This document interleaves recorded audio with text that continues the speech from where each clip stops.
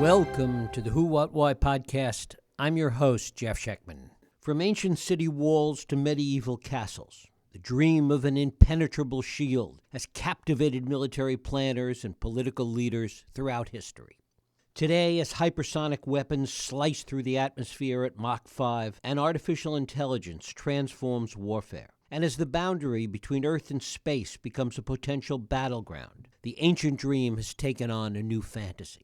40 years ago, President Reagan captured this timeless aspiration with his Strategic Defense Initiative, Star Wars, a bold vision that promised to make nuclear weapons obsolete through the power of space-based defense. While that $30 billion dream remained unrealized, its ambitions helped reshape the global order.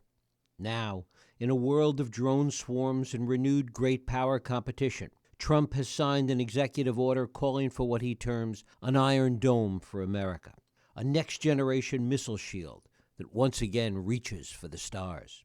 Trump's executive order calling for a national missile defense shield isn't just about technology. It's about a fundamental question that has haunted strategies since the dawn of the nuclear age. Can defense ever truly catch up with offense in the era of unprecedented technological progress? Joining me to explore this question is Dr. Marion Messmer, Senior Research Fellow at the International Security Program at Chatham House. As nations grapple with the intersection of space power, nuclear deterrence, and emerging technologies, Dr. Messmer's work has become essential reading for anyone seeking to understand the future of strategic defense. At a moment when the line between science fiction and military reality grows increasingly blurry, her analysis cuts through the hype to examine what's truly possible and what's truly at stake.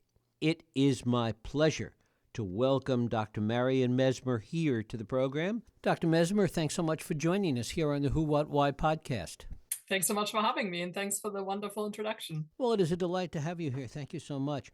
When we think about something like Star Wars or a defense initiative today, and we think about it in the context particularly of what Reagan proposed 40-some years ago, are we allowing our fascination with technology today to really get the better of us? Are we really confusing the reality of something like some kind of defense initiative with our fascination with 21st century technology? I think it's really understandable why this myth of a defense shield for the United States persists, right? Because it's a good narrative to sell to people. Everyone wants to feel more secure. Everyone's really worried about what's going on in the world. So that makes a lot of sense to me. But unfortunately, building such a defensive system is incredibly difficult, and the evidence suggests that it's actually fundamentally not possible. And so that's my worry in all of this, because we always focus on the potential and what we're hoping to achieve, when the reality unfortunately suggests that it's very possible that the United States would just invest a lot more money in researching how to make missile defense a possibility, but wouldn't actually get to something like what was outlined in the executive order, like the Iron Dome that Israel has. And in many ways, that's captivated people's attention, the Israeli Iron Dome, and really made it look like something like this might be possible, even though you're talking about, with respect to the U.S., a country 400 times larger than Israel. That's right, and that's where a lot of the problem comes from. I mean, Israel's Iron Dome is a huge technical achievement, and there are a lot of people that would have said that even achieving the intercept rates that Israel has achieved wouldn't be possible.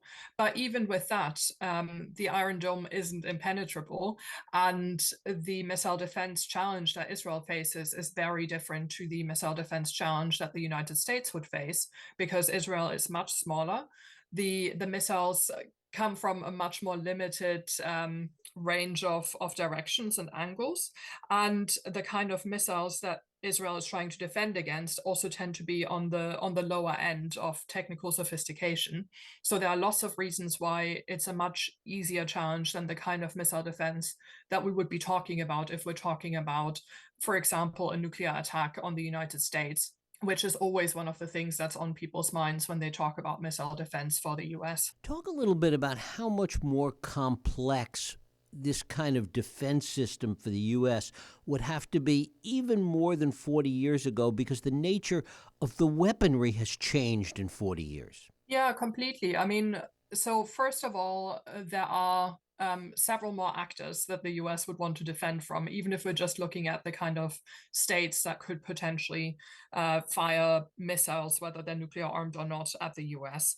So when Reagan was talking about his idea for missile defense for the US was still primarily only concerned with missiles potentially coming from the Soviet Union, so from today's Russia. Whereas today we're looking at missiles potentially being fired from Russia, but also from China, but also from North Korea, and both Russia and China also have a lot of mobile systems on submarines and so on, which make it even harder to know exactly where the missiles would be coming from. So the first challenge is the direction from which the missiles would be fired. The second challenge is the greater diversity of potential missiles that could come in. So we've got traditional intercontinental ballistic missiles, but we also have a range of hypersonic glide vehicles, which are also steerable when they're in flight, so they can change direction, which is something that we traditionally didn't expect from missiles. And so those are just some of the elements that have introduced a lot more complexity into this challenge. And that means that if we take together the fact that the US is really large, and also you have bits of the United States territory that aren't contiguous, such as Alaska or Hawaii, you have the challenge of having many more actors that could potentially want to attack the US. And you have the issue that they aren't all using the same system, but they're using a range of different systems. Then that makes it a much more difficult challenge than what Israel is facing. We also have the threat of smaller weapons, things like drones, really miniaturization of even nuclear weapons today that creates a whole different set of problems. Well, so the reason why I didn't so much focus on drones is because drones would need to be launched relatively close to the United States to be a problem. So maybe off a ship that's off the coast, or maybe from bordering territory, which would mean that someone would want to who would want to harm the US would need to be in Canada or Mexico. So that makes it a bit less of a threat. I mean, there's a lot of damage that you could do with drones, but I would be more worried that a drone attack would be either a non-state actor or a terrorist attack or something like that. Whereas normally when we're talking about missile defense for the US, we're worried about sort of big strategic level attacks. For Israel, again, that's a little different because of the kinds of threats that Israel is facing. So Israel is also very worried about drones from Iran, for example. Yeah, like if the US wanted to invest in drone defense, then I would think about much smaller strategic targets, potentially things like the Pentagon or certain military bases, something like that, or maybe even cities, airports, but I wouldn't necessarily want to try to protect all of the United States from drone attacks. Beyond the cost of any kind of missile defense system, which would be astronomical, and we can talk about that, to what extent is the technology even existent at this point to begin to think about this? I mean, the Trump executive order calls for some kind of plan to be in place in 60 days. How realistic is that, or how unrealistic is that? I think it depends a bit on what kind of missile defense we're talking about. So the US already has a range of different missile defense systems, which includes different interceptors that could intercept different missile attacks, and it also includes different sensors and radars that can essentially detect incoming attacks. I think the element that's particularly unrealistic is also bringing us back to Reagan's vision of having space-based interceptors. So that's something that sounds good. That's something that various different US administrations have come back to at different times because it's just a very tempting concept, but it actually is very difficult to execute, and it's not necessarily going to be very reliable. And the other element that is also potentially concerning about it is that it could really upset the strategic balance with Russia and China and essentially lead them to invest even more in offensive weaponry, or also in space-based weaponry, which could then fuel an arms race in space, which actually wouldn't really benefit anyone and would just be a huge waste of taxpayer money in the United States. And so, if it turns out that the direction that the United States goes in is essentially increasing the range of sensors or the range of interceptors that they already have, then I think that would be costly, but that would be feasible. It wouldn't necessarily have the stated desired outcome of creating this impenetrable shield over the United States, because I don't think that that's achievable. But if we're talking all the way to having space-based interceptors and so on, then we're essentially looking at decades of technical development, several probably hundreds of billions of dollars of investment, and a very uncertain outcome that probably wouldn't really deliver what the president is hoping that it would deliver. What do we know about the technical prowess of China in this area and the degree to which they've invested anything in exploring this? Well, China has primarily been focused recently on increasing its offensive capabilities. And I think this is probably part of why the United States is more worried now and is hoping to also increase its defensive capabilities. Um, in terms of actual missile defense capabilities, I'm not sure what Chinese systems look like at the moment. But one of the things that we keep coming back to whenever missile defense has come up as a big strategic question is that physicists, no matter whether they were based in the Soviet Union or whether they were based in the United States, essentially had the same challenges with trying to improve missile defense, because a lot of the challenges are essentially scientific and technical, and that's part of why they can't be overcome. It's not one of those things where you can just outspend. It's one of those things where you're essentially working with the kind of trajectories that missiles have, with numbers of how many interceptors would you need in order to be able to shoot down a certain number of missiles with a high percentage of likelihood. And that's just a very technical challenge that essentially can't necessarily be overcome just because you put more money into it. What role, if any, might AI play in all of this? So AI can essentially help us potentially target intercepts more reliably. So one of the big challenges that missile defense systems tend to have is they need to sense accurately how many missiles are incoming and what their flight path is. And then they essentially need to very quickly target the interceptors on that basis. But because that's a known operation, there's then also very likely going to be a range of decoy missiles in there that aren't real, but are just fired off in order to overwhelm any missile defense systems. And so the real advantage that AI could have in this regard is essentially help us process incoming signals more quickly and then program the interceptors faster to lock in on their targets.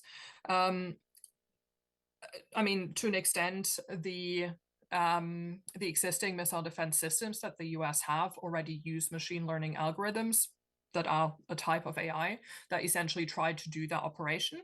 So having a better or faster or more reliable version of those algorithms would essentially increase what they can do. But even then, I just want to make clear to your listeners that there essentially isn't any way to guarantee that you can't fire so many missiles to overwhelm the missile defense system. That's the fundamental flaw that all missile defense systems have, that if you are able to fire off a large enough number of missiles or a large enough mix of missiles and decoys, any system can be overwhelmed, and you can essentially guarantee that some of your missiles are going to get through to your target in that way. Since Reagan's initiative 40 some years ago, has research continued in this area? And if so, where? Is this research the government's been doing, military contractors have been doing? Where is work happening in this area? This research has continued in a range of ways.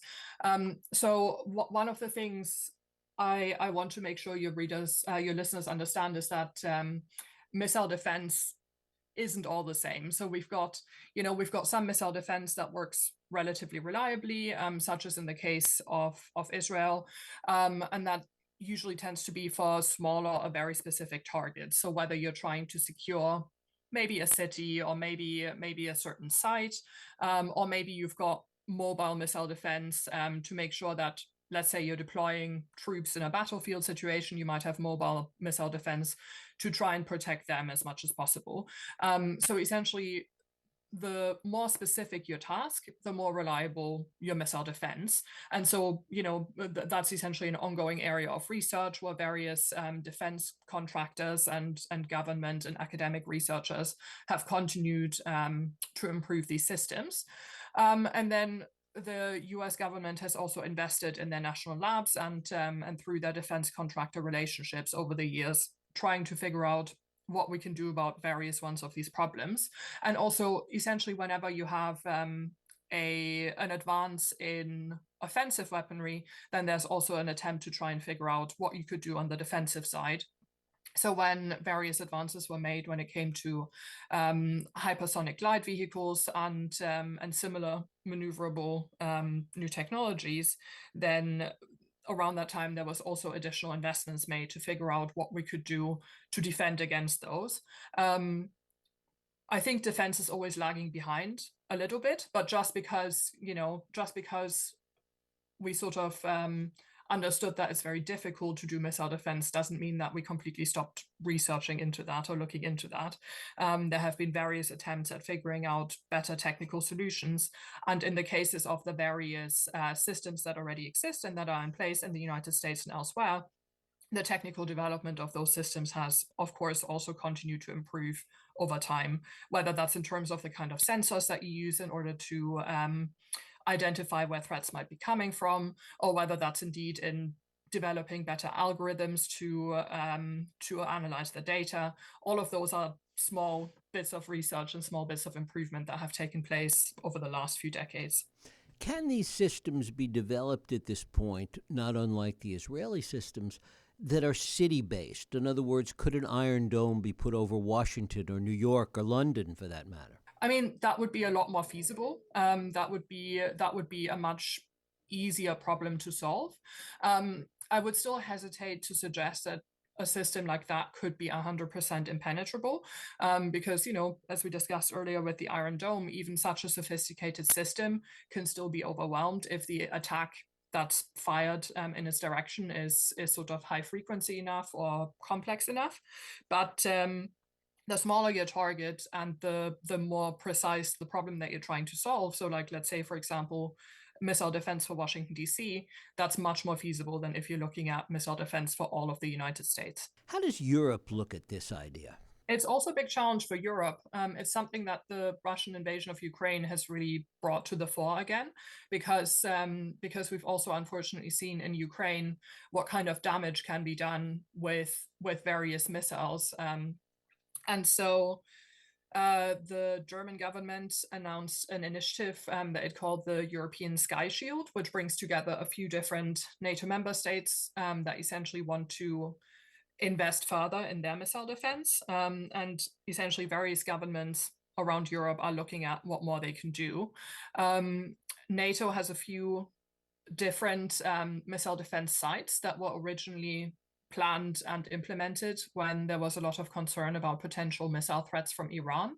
And so there's some missile defense in place in Europe, but a lot of Europeans are worried that given the size of the threat that we've seen play out in Ukraine, that actually there's much more that European states could do when it comes to missile defense as well. With this hanging in the balance, and certainly the idea of it has been around, as we've talked about, for quite a while, are offensive weapons today being designed, being built with this in mind, with the idea of defense systems of the future in mind? I would assume so. I mean, we saw a lot of those discussions play out when the first hypersonic glide vehicles were introduced just as concepts. Like there was this real concern that as delivery systems are becoming more maneuverable, are becoming stealthier, missile defense is getting harder. And I mean, throughout the history of weapons development, we essentially have this push and pull between offensive and defensive systems,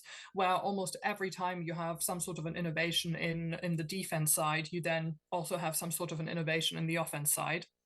Because especially when we're talking about nuclear weapons, every nuclear state is really worried about no longer having their second strike capabilities, which is essentially the backbone of nuclear deterrence.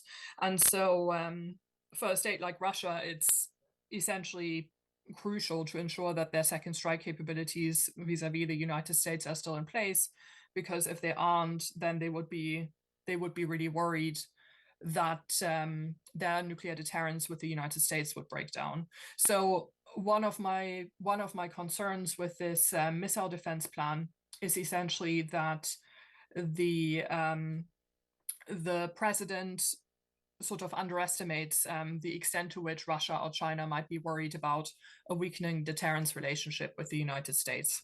Talk about it with respect to Russia. We understand the technological abilities, or arguably the technological abilities, of China. Where does Russia stand in all this in terms of its technological abilities to respond to something like this? Yeah, I mean, Russia has signaled for years that they are really concerned about any kind of missile defense capability. I mean, this is actually something that goes back not just to the Reagan years, but also prior to the Reagan years. So in the early 70s, the Soviet Union and the US signed the anti-ballistic missile treaty, which essentially limited the amount of missile defense that the two states could develop, because there was this worry that if they invested further in missile defense, it could potentially weaken the nuclear deterrence relationship between the two states. The U.S. eventually left the ABM treaty because they were worried about other missile threats and felt that they needed to develop more missile defense. Thinking about threats such as Iran or North Korea. But the Russian government today remains incredibly worried about ending up in a unbalanced situation with the United States. And if we're looking at something like that, especially in a tense international security environment such as today, then worrying about nuclear imbalance could actually lead to a nuclear first strike, which is, of course, something that no one wants. But that tends to be how nuclear strategy decision making goes, right? If you're worried about losing your nuclear weapons, then you might consider striking first in order to regain that advantage. How staggering are we talking about the costs for something like this? I mean, they were huge back in Reagan's day, and of course that was 40 years ago. Those numbers can only be significantly larger today. Yeah, I mean, you could invest any amount in this, right? I mean, especially if we're talking about these space-based systems, you're looking at potentially tens or hundreds of billions of dollars, because you're looking at the cost of a space-based program, which not just includes the significant development costs, but also eventually the costs of launching something into space, and then maintaining a system that's in space. So so the sky is the limit, really, or maybe space is the limit in this regard. And that's one of the things that worries me, right? Because we know that the US is facing a tough economic situation. There are trade-offs between different kinds of government programs, and investing such a huge amount of money into a program that is not really guaranteed a success would then mean that the US doesn't have the funds available to invest in something else that could potentially have a much higher rate of success. So I think we should really take Reagan's Star Wars program as a warning here, and say that it's essentially been done already, and maybe we want to invest in better early warning systems, or maybe we want to expand the kind of interceptors that the US already has currently. But I personally wouldn't advise investing further in something space-based, because that has a very low technical chance of success, and it also potentially has a lot of strategic implications that the US might actually not want to deal with. Talk about the larger frame of the militarization of space itself. Yeah, I mean, that's of course one of the big challenges here, right? I mean, we've seen more and more states become very interested in space. And as there are more and more commercial partners available that would allow even smaller states to be present in space, there's essentially just more happening there. That has its own risks. Like all the existing regulations that we've got that try to make sure that space remains accessible to all and remains as a common good are several decades old at this point. and haven't necessarily kept up with technological advances. And at some point recently, either last year or the year before, there were some talks about Russia is potentially investing in space-based weapons. So if this turns into a new arms race where the US, Russia, and China are all trying to send more weapons into space, then that's not only really costly, that's also potentially another domain where escalation might happen. And it also carries the real risk of some sort of a space-based accident, which could then have a knock-on effect, damaging all the various civilian satellites that are up there that we need for things like GPS or telecommunications or weather services. All sorts of space-based monitoring is reliant on these systems, and it wouldn't be easy to replace them if they were damaged. So I think when it comes to space, restraint should really be at the forefront of all states' minds that are currently active in space, because so many states around the globe rely on these systems, and many of them actually haven't got the spacefaring abilities to put their own systems in place. So I'd be really worried about a new arms race that focuses on space-based systems that completely runs away from us and potentially could lead to an escalation or damage existing space-based infrastructure. And within this frame, how should we look at the extent, which is growing, it seems, every day, of the privatization of space and the ability for things to be put there that the governments have nothing to do with, essentially? I mean, I think on the one hand, it's really good to have this commercial competition because it drives technological innovation. It might make systems more affordable. And it also, in a way, democratizes who has access to space, right? It means that a much smaller state could potentially buy a Starlink contract or an Amazon contract, and through that get access to space-based systems that it previously wouldn't be able to have access to. So all of that is good. But on the flip side, it also means that when it comes to, for example, the cleanup of space or making sure that we reduce the amount of debris that's in space, there isn't necessarily the sort of responsibility or the enforceability of those norms there. And so unless you have a private sector that's very motivated to make sure that it takes responsibility for space as a common good rather than just trying to keep costs low and focus on how to make the most profit, then I think we could be in a situation where space gets increasingly congested because there's more and more active systems up there, but also because we now are looking at several decades of debris, of essentially, broken satellites or bits of space debris that are up there from some space mission. And that's only going to increase the more various commercial and government entities we have accessing space. And how much more dangerous does that make things from a military perspective? I mean, it would make it pretty dangerous, not just from a military perspective, actually, but for all of us.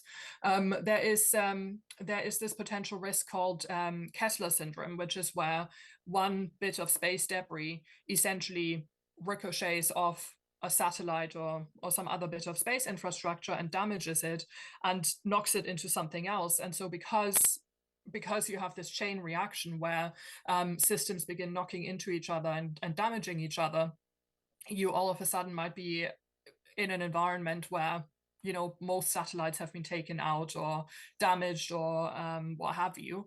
And so this is something that only becomes more likely the more stuff you have up there. And are we seeing the cutting edge of offensive weapons being developed that really create a whole new generation of offensive weapons, or will ultimately create such a generation of weapons that really can bypass any design or any concept of a missile shield that existed today? I think we've long had offensive weapons that can bypass missile shields. I mean, even with the most basic missile, if you fire enough of them, you can overwhelm a missile shield, and you can essentially make sure that 20%, 30%, maybe even 50% of your missiles get through. So it has always just depended on how many missiles you could generate and what other kind of decoy things you could fire towards a missile shield.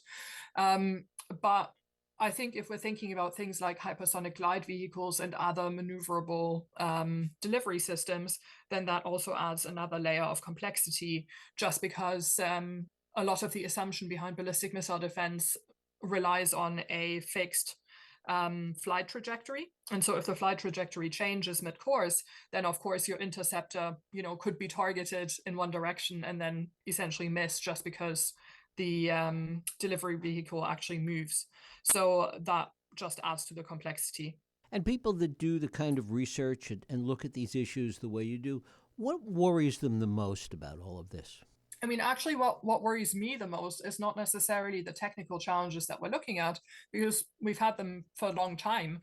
What worries me is that we seem to be in a period of international affairs where there is it seems like every day the tensions between states get worse for various reasons, and heads of states are less and less willing to talk to each other. And so if you have such a low level of trust and if you have such a high level of tensions, then it essentially means that if there is a false alarm, or if there is some sort of an accident, then that is much more likely to be interpreted as an offensive signal rather than just something that could easily be discussed or sorted out. So I'm really worried about the potential for unintended escalation or unintended consequences just because of the high levels of tensions that we've got at the moment. Dr. Marion Messmer, I thank you so very much for spending time with us. Thank you. Great to be here. Thank you. And thank you for listening and joining us here on the Who, What, Why podcast. I hope you join us next week for another Who, What, Why podcast. I'm Jeff Sheckman. If you like this podcast, please feel free to share and help others find it by rating and reviewing it on iTunes. You can also support this podcast and all the work we do by going to whowhatwhy.org/donate.